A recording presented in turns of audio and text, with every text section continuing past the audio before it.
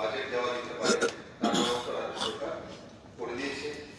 যাদের কোয়ারেন্টাইন করা হচ্ছে তাদের হাতে কালি দিয়ে স্ট্যাম্প মারার কাজ গতকাল থেকে শুরু হয়ে গেছে, কারণ কোয়ারেন্টাইন করার পর এক দুইটা কেস এমন দেখা গেছে যে বাড়ি থেকে বেরিয়ে চলে গেছে। তো এখন তার মধ্যে স্ট্যাম্প যখন থাকবে আপনি মানুষ আইডেন্টিফাই করে নেবে যে ব্যক্তি কোয়ারেন্টাইন করেছে, আপনি একজন তাকে আইসোলেশনে পাঠিয়ে দেবেন। যাদের বাড়িতে কোয়ারেন্টাইন করা হচ্ছে তাদের বাড়ির বাইরে পোস্টার দিয়ে চিহ্নিত করা হচ্ছে। সারা রাজ্যে পৃথকীকরণের জন্য 35টি আসন চিহ্নিত করা হয়েছে।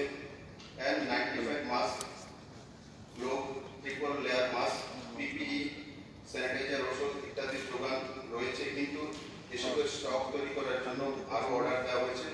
গতকালকে কলকাতা থেকে কিছু মাস্ক এবং স্যানিটাইজার আনা হয়েছে, আরো দিল্লি থেকে ত্রিপুরা ভবনকে বলা হয়েছে অতিরিক্ত পাঠানোর জন্য, কারণ মার্কেটে সব জায়গাতেই তার কমই রয়েছে। দুজন আধিকারিককে দায়িত্ব শিথিলতা প্রদর্শনের কারণে গতকাল বরখাস্ত করে 2 ডাক্তারকে কালকে সাসপেন্ড করা হয়েছে, কারণ ওনাদেরকে যে দায়িত্ব দেওয়া হয়েছে সেই দায়িত্ব পালন করা হয়। এই রোগ সম্পর্কে সচেতনতা বাড়ানোর লক্ষ্যে আইএফসি কার্যকলাপ চলছে, যেমন লিফলেট বিলি, পত্রিকা ছাপা, মাইকিং, রেডিও, সিঙ্গার ব্যবহার, পোস্টার, ব্যানার, টেলিফোন কলিং আর ব্যক্তিগত যোগাযোগের মাধ্যমে। অন্যান্য পাবলিক প্লেসে সতর্কতামূলক ব্যবস্থা গ্রহণের জন্য কিছু নির্দেশিকা জারি করা হয়েছে। এই রোগের পরীক্ষা করার সুবিধা এখন এজেন্সি হাসপাতালে রয়েছে। রোগ প্রতিরোধে যে সমস্ত ব্যবস্থা গ্রহণ করা হয়েছে দপ্তর সমস্ত অংশের মানুষের সহযোগিতা কামনা করছে।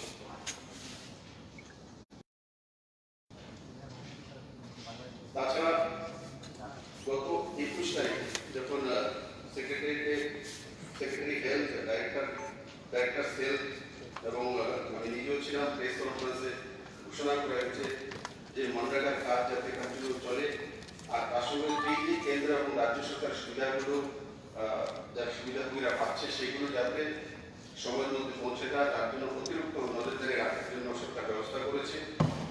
আর সঙ্গে সঙ্গে 5.86 লাখ মানে 5,86,000 আমাদের অন্তোদয় এবং প্রায়োরিটি হাউসহোল্ড রয়েছে। এদেরকে কিভাবে রাজ্য সরকারের তরফ থেকে অতিরিক্ত খাদ্যশস্য বা সামগ্রী দেওয়া যেতে পারে রাজ্য সরকার তার বিষয়ে 21 তারিখে ঘোষণা করেছে, এবং ঘোষণা করে তার অ্যাসেসমেন্ট করার জন্য কনসার্ন অফিসারকে বলা হয়েছে। এই পর্যন্ত লগভগ অ্যাসেসমেন্ট একটা এসছে, এবং কত খরচা হতে পারে, কারণ বাজেট আমাদের সীমিত রয়েছে, ওই বাজেটের মধ্যে করতে হবে। আর তার জন্য 7 দিন বা 15 দিন বা 20 দিনে কিভাবে দেওয়া হবে সেটা আজকে সরকার সিদ্ধান্ত নিয়ে যারা এই ধরনের বিপিএল রয়েছে বা প্রাইভেট হাউসহোল্ড রয়েছে, অন্তত রয়েছে, তাদের যাতে খাদ্যশস্যের অভাব না হয় তার জন্য সরকার ব্যবস্থা গ্রহণ করেছে, আর সেগুলি লাগু করে দেবে। আজকে অথবা বিকেল পর্যন্ত সরকার সেটা ঘোষণা করে দেবে। আর তার সঙ্গে সঙ্গে আমাদের রাজ্যে যে রাজ্য সরকারের গোডাউন রয়েছে তাতে রাজ্য সরকার আর যেগুলো প্রাইভেট রয়েছে সেটা আমরা আজকে পুরো টিম আলাদা আলাদা মার্কেটে পাঠানো হয়েছে অ্যাসেসমেন্ট করার জন্য। প্রাইভেট দোকানে কি রয়েছে, এরা স্টক করছে না, কত স্টক রয়েছে সেটাও রাজ্য সরকার জানা প্রয়োজন। রাজ্য সরকার আজ সকাল থেকে সেটা শুরু করে দিয়েছে। আমাদের যে চাউল আছে, চাউল যে পরিমাণ যে আমরা রেশনিং সিস্টেমে দিয়ে থাকি 76 দিনের চাউল আমাদের কাছে মজুদ আছে। 56 ডেজ আমাদের কাছে গম 52 ডেজের মজুদ আছে। চিনি আছে 15 দিনের মজুদ আছে, সল্ট 24 দিনের আছে, মসুর ডাল 9 দিনের আছে, পেট্রোল 8 দিনের মজুদ আছে, ডিজেল 4 দিনের মজুদ আছে, কেরোসিন 8 দিনের মজুদ আছে, আর এলপিজি যেটা 10,954 লাগে সেটাও আমাদের কাছে পর্যাপ্ত রয়েছে। এবং আমরা কেন্দ্র সরকারের কাছে কনজিউমার অ্যাফেয়ার মিনিস্ট্রির কাছে অলরেডি যাতে, কারণ বিভিন্ন রাজ্যে দেশের বিভিন্ন প্রান্তে দেখা গেছে যে লকডাউন হয়েছে, তো তাতে যাতে অসুবিধা না হয় আজকেই এটা টেক আপ করা হয়েছে যে কেন্দ্র সরকারের কাছে, যাতে এমনিতে মাল গাড়ি চলছে, গুডসের গাড়ি চলছে, ট্রাক আসছে, কিন্তু তাও কিছু কিছু জায়গায় প্রবলেম হবে, যাতে পর্যাপ্ত আমাদের কাছে আসতে পারে। কেন্দ্র সরকারের সঙ্গে সেটা কথাবার্তা বলে অন রিটেন যাতে স্টকটা আরো বেশি বাড়ে, যাতে আমাদের পরবর্তী সময় অসুবিধা না হতে পারে।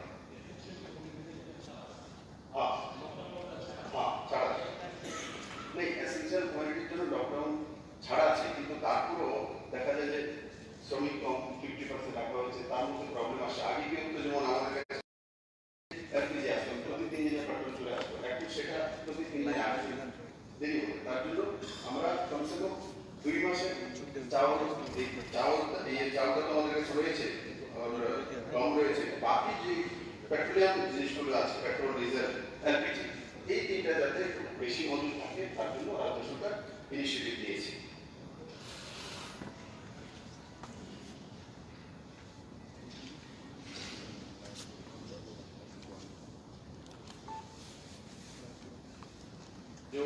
আর কিছু কিছু নতুন ফ্যাসিলিটি যেমন তৈরি করেছে, আইসোলেশন বেড 21 তারিখে 11টা ছিল, কালকে সেটা বাড়িয়ে 35 করা হয়েছে।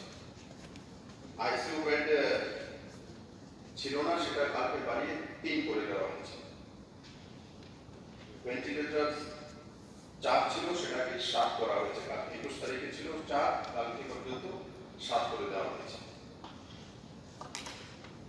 আর N95 মাস্ক 21 তারিখে 1000 ছিল, এখন কলকাতা থেকে আর 1000 কাছাকাছি আনা হচ্ছে, আরো কিছু মাত্রা দিল্লি, কলকাতা থেকে আনা হচ্ছে। ট্রিপল লেয়ারের যে মাস্ক আছে সেটা 21 তারিখে 29,000 ছিল, और কলকাতা থেকে কালকে 2610 আনা হয়েছে। পিপিই 21 তারিখে 1032 ছিল, সেটা কলকাতা এবং দিল্লি থেকে আনার ব্যবস্থা হচ্ছে। স্যানিটাইজার কালকে 21 তারিখ পর্যন্ত কম ছিল, আরো 49 স্যানিটাইজার আনা হয়েছে। 22 তারিখে ফ্লাইট এয়ারপোর্টে 17 জনকে আমরা আইডেন্টিফাই করেছিলাম, আর প্যাসেঞ্জার 1930 প্যাসেঞ্জার এসেছে। আর বর্ডার এরিয়াতে যে আকরা বর্ডারে আমরা 26 জনকে আইডেন্টিফাই করেছিলাম, তাদের যা যা ব্যবস্থা করা করেছি। আর কোয়ারেন্টাইনে এয়ারপোর্ট থেকে 12 জন এসছে, আর বর্ডার যে আকরা বর্ডার থেকে 8 জন এসছে।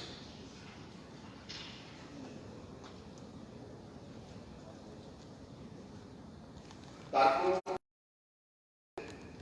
আমি গ্যাদারি বেঞ্চ এবং অপোজিশন বেঞ্চ সবার কাছে নিবেদন করবো, মাননীয় প্রধানমন্ত্রী যে আপিলটা করেছেন যে জনতার কার্ফিউ, রাজ্যের সমস্ত মানুষ কালকে স্বতঃস্ফূর্তভাবে সমস্ত রাজনৈতিক দল হোক, সামাজিক সংগঠন হোক, সবকিছু ভুলে গিয়ে রাষ্ট্রহিতে যে কাজটা করছে, তার জন্য আমি সমস্ত ত্রিপুরাবাসীকে অনেক অনেক ধন্যবাদ দিয়ে এবং সেটাই অভূতপূর্ব যে জনজাগরণ, এটার মূল বিষয় তুলনাতে জনজাগরণ সবচেয়ে প্রয়োজনীয় বিষয়। বাড়িতে থাকা, আইসোলেশনে থাকা, বেশি লোকের কাছে না যাওয়া, সেটা স্বতঃস্ফূর্তভাবে আমরা করলে আমরা নিশ্চিত ত্রিপুরা রাজ্যকে বাঁচাতে পারবো। আর ওটাই পবিত্র আমাদের আমার নিবেদন থাকবে। কালকে আমি ঘোষণা করেছিলাম যে ত্রিপুরার বর্ডার এরিয়া 80%, বাংলাদেশে করোনা ভাইরাসের আক্রান্ত রোগীর সংখ্যা বেড়েছে। और টেক্সটাইল ইন্ডাস্ট্রিতে চাইনিজ বিজনেসম্যানদের ওখানে তাদের পার্টনারশিপ রয়েছে। আমরা দেখেছি ইটালিতে যেটা হয়েছে, সেটা ওখানে 1 লাখের কাছাকাছি চাইনিজ রয়েছে সেই টেক্সটাইল ইন্ডাস্ট্রি। আর সঙ্গে সঙ্গে আমাদের সবচেয়ে চিন্তাজনক বিষয় শুধু বাংলাদেশ বর্ডারটা, যাতে আমরা সরকারিভাবে সিল করেছি, বিএসএফকে বলে দেওয়া হয়েছে, অ্যানাউন্সমেন্ট করা হচ্ছে, জনজাগরণ করা হচ্ছে, কিন্তু এই পবিত্র অবস্থায় আমি বলবো যে আগামী 1 মাস পর্যন্ত আমরা বর্ডার কার্ফিউ পালন করবো স্বতঃস্ফূর্তভাবে। আমরা ওই পারে যাবো না, আর ওই পার থেকেও কাউকে এখানে আসতে দেবো না। অনেক সময় দেখা যায় যে বাংলাদেশ বর্ডার এরিয়াতে চিকিৎসার জন্য এখানে চলে আসবো, একটু দেখিয়ে যায়, ইভেন গ্রাউন্ডে আমরা জীবনে চিকিৎসা করে চলে যাই। যেমন একটা ডেটা এসেছিল, মাননীয় প্রধানমন্ত্রী আমাকে 21 তারিখ রাত্রিতে 12:30 করেছে, বলে আপনার গলাচড়াতে পিএসসিতে 432 জন জ্বর এবং কাশি শ্বাসকষ্টের জন্য অ্যাডমিট হয়েছে। কত থেকে? 31 জানুয়ারি থেকে মার্চ পর্যন্ত। এবং সেটা চিন্তাজনক। আমি তৎক্ষণাৎ দেখুন যে সেখানে কোনো কিছু আছে কি। আমরা টোটালি সব পুরো বিষয়টা তৎক্ষণাৎ আমাদের নজরে এনে আমরা রাত সেই বিষয়ে দেখেছি। সেখানে দেখা গেল যে 432-এর মধ্যে 222 জনই অন্যান্য এরিয়া থেকে এখানে আসে। কারণ কি, সেখানে পিএসসির মধ্যে আয়ুষ্মান ভারত যোজনার যে ব্যবস্থাটা সবচেয়ে সুদৃঢ় ব্যবস্থা। আর সেখানে আমি ধন্যবাদ জানাবো সেই ডাক্তারকে, হাউস থেকে শৈলেশ ত্রিপুরা নামে, ডক্টর শৈলেশ ত্রিপুরা। তো মাননীয় প্রধানমন্ত্রী জেনে গেছেন সেখানে শৈলেশ ত্রিপুরা নামে ফিজিশিয়ান আছেন। তো ওনার চিকিৎসা পদ্ধতি খুব সুন্দর, ভালো। আর তার কারণে দূর দূর থেকে পেশেন্ট এখানে পৌঁছে। আর তার মধ্যে দেখা গেছে যে 1 তারিখ থেকে 14 তারিখ মার্চ পর্যন্ত 71 জন পেশেন্ট ছিল। বাকিটা তার আগে। আর 222 জন অন্যান্য প্রান্ত থেকে গিয়েছে। তার মধ্যে আরেকটা জিনিস এসেছে, বাংলাদেশ থেকে কিছু পেশেন্ট এসে এখানে দেখা। আর পেশেন্টদেরকে যতক্ষণ পর্যন্ত না অ্যাডমিট না করা হয় ততক্ষণ পর্যন্ত আয়ুষ্মান ভারতের যোজনা লাভ পাওয়া যায়। তার জন্য ডাক্তার মশাই কি করে সবাইকে বলে অ্যাডমিট করা যায়। অ্যাডমিট করতেই সেই সংখ্যাটা আয়ুষ্মান ভারতের পোর্টালে চলে যায়। তো অ্যাডমিট করে আমরা লক্ষ্য করেছি যে অ্যাডমিট করে যে পেশেন্টগুলিকে অ্যাডমিট করেছে 2 দিন বা 3 দিনের উপরে রাখা হয়নি সেখানে।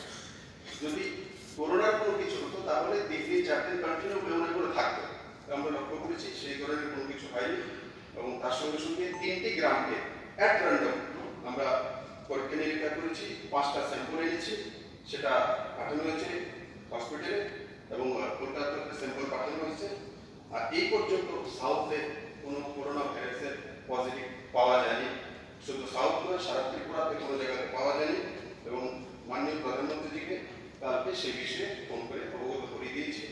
এবং উনি সারা ত্রিপুরা রাজ্যে যাতে এই করোনা ভাইরাস থেকে সবাই মিলে মিশে একত্রিত হয়ে একসঙ্গে মোকাবেলা করতে পারি, তার জন্য ত্রিপুরাবাসীর কাছে আবেদন করেছেন। এবং আমি আশা করি যেভাবে কালকে স্বতঃস্ফূর্তভাবে সমস্ত ত্রিপুরাবাসী একত্রিত হয়ে সেই প্রধানমন্ত্রীর জনতা কার্যক্রমে সাড়া দিয়েছে, আমরা এই কার্যক্রমটা যাতে কন্টিনিউ স্বতঃস্ফূর্তভাবে করতে পারি।